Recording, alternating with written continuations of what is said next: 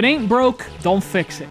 It's a cliche, I know, and cliches are the worst, but sometimes that message goes a long way, especially for arcade games. Some of the biggest names from the coin-op days have since struggled with trying to modernize, trying to change, trying to be something they're not. Remember the girl who wrote Never Change in your high school yearbook? I would have written that in the yearbook of every arcade game ever. Fortunately, playing Gradius Galaxies is like going to your high school reunion and finding out that, hey, Gradius didn't change. Oh, what's that, Gradius? You never got married either? Let me buy you a drink!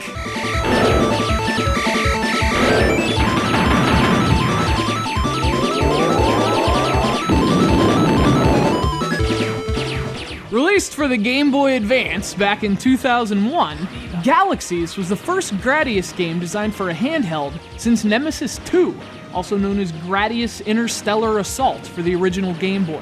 A lot had changed in the decades since then, so Gradius did the right thing and pretended nothing had changed whatsoever. God, I love you, Gradius. Remember when we danced at the prom? Gradius Galaxies was, in 2001, a modern refresh of a classic series, but modern in presentation only, and even then not by much. It just looks like a pretty Super Nintendo game, but with all the fancy tricks developers loved doing on the GBA, including those rotating objects. It's like that was mandatory for making GBA games. Holy crap, we better make something spin! True story, the GBA hardware was actually inspired by a game of Spin the Bottle between Nintendo characters. Boy, Peach was not happy with Mario that night. Neither was Samus. She's not really into plumbers.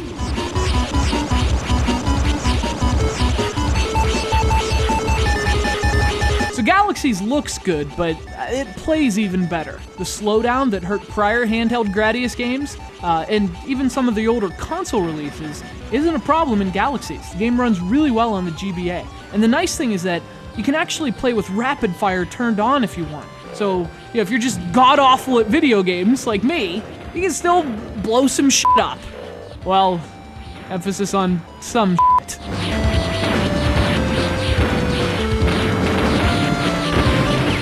In fact, Galaxies takes a few modern measures to atone for past brutality. The game saves your game to the battery, so dying doesn't have to mean starting all over.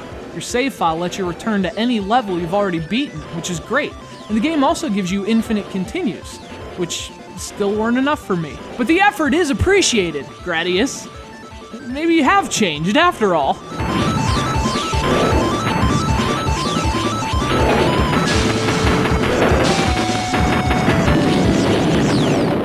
Of course, while part of this game's charm is its old-school approach, that's also the thing that holds it back in some ways, especially in terms of content. Galaxies has 8 levels, so that's one area where I wish it would have been more 2001. For some comparison, Gradius Interstellar Assault for the original Game Boy, that game only has 3 fewer levels, and that was 1992. This isn't the greatest Gradius game ever released or anything, but even with sparse content, it's one of the better ones I've played. It's more accommodating for lesser pilots, while also being hard enough to please those more skilled. And hey, there are rotating objects, so, you can make things spin on the GBA. I didn't know that. It's Gradius Galaxies. Thanks to Mark from Brooklyn for sending it in.